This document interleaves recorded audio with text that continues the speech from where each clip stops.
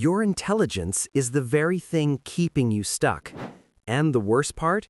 You've been using it as a prison guard without even realizing it. In the next 10 minutes, you're going to understand why the smartest people you know often make the least progress in their lives, and more importantly, the single mental shift that breaks this pattern. It's not what you think, and it's probably already happening to you right now.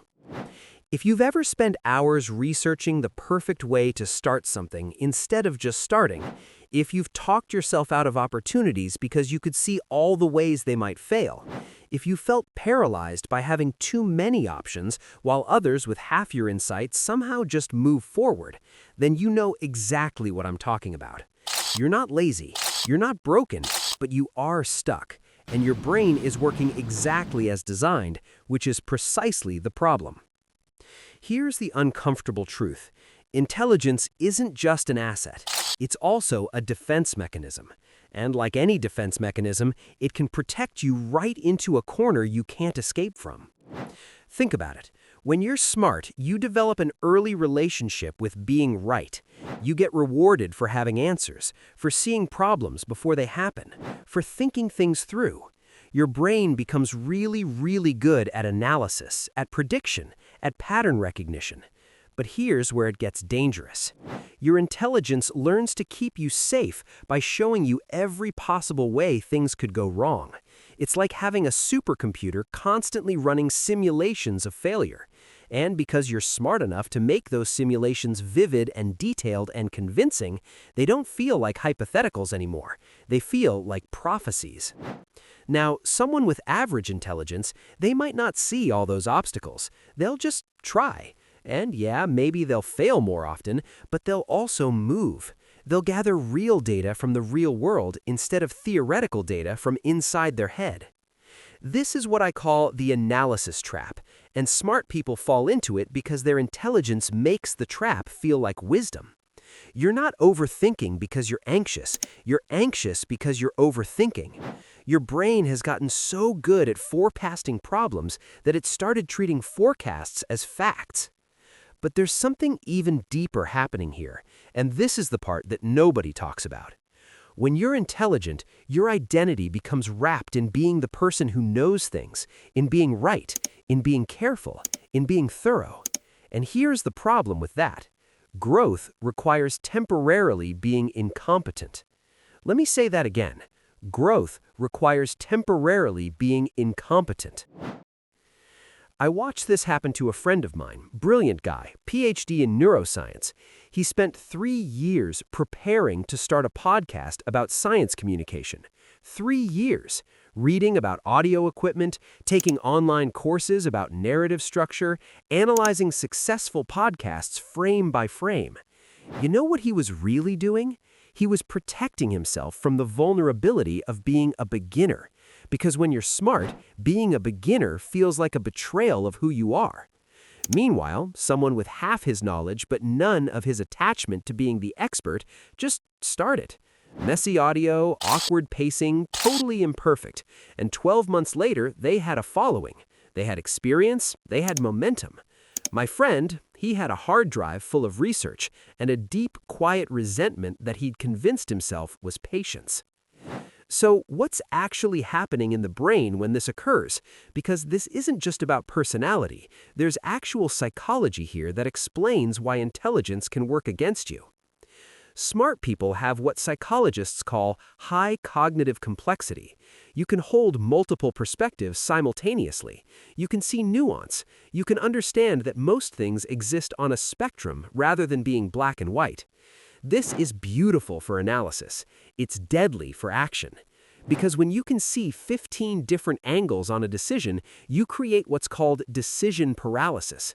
Your brain gets stuck in an endless loop of weighing options, each evaluation spawning 3 new considerations until the cognitive load becomes so heavy that you just don't decide at all.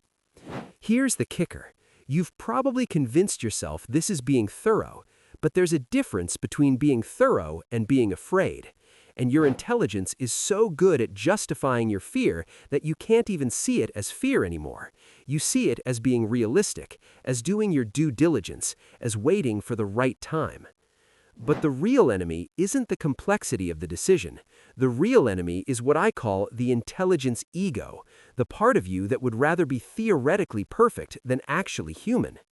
The intelligence ego says, I can't start until I'm sure I'll be good at this. It says, if I'm going to do something, I need to do it right. It says, other people can afford to stumble, I can't. And this connects to something even more important that most people completely miss. Smart people don't fear failure the same way others do. You don't fear failure, you fear looking like a failure. You fear the gap between your internal sense of intelligence and your external demonstration of it. This is why you'll spend hours perfecting an email that takes someone else 30 seconds to write. This is why you'll avoid situations where you might not immediately excel. This is why you research instead of execute.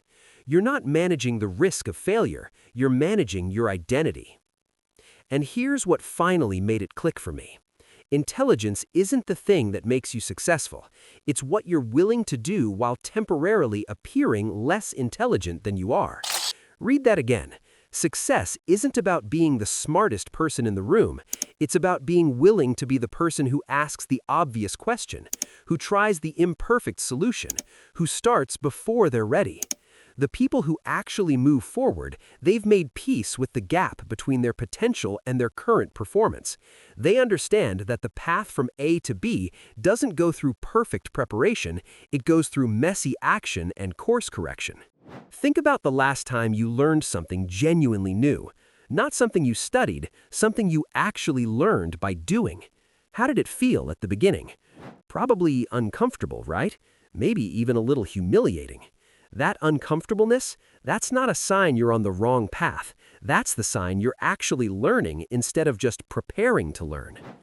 So here's the deeper truth. Your need for certainty is costing you the very experiences that would give you certainty.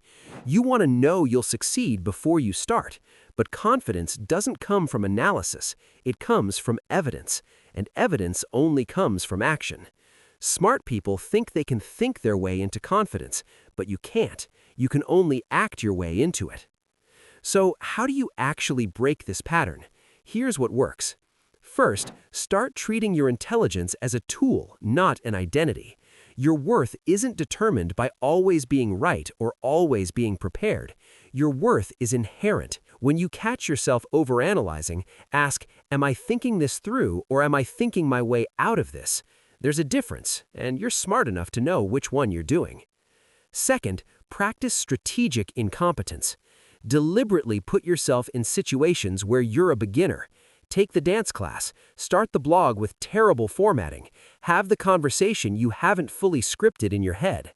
Not because being bad at things is the goal, but because you need to retrain your brain that temporary incompetence isn't death, it's just Tuesday. The more you experience being a beginner and surviving it, the less power the fear has over you. Third, set strategy thresholds instead of knowledge thresholds. Stop saying, I'll start when I know enough. Start saying, I'll start when I've taken these 3 specific actions regardless of how ready I feel.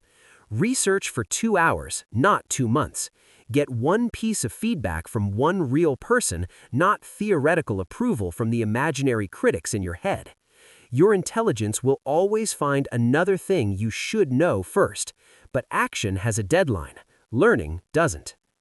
Look, being smart is a gift, but it's not a free pass to stand on the sidelines of your own life, endlessly analyzing while others less qualified, less prepared, less ready actually build the things you've been dreaming about.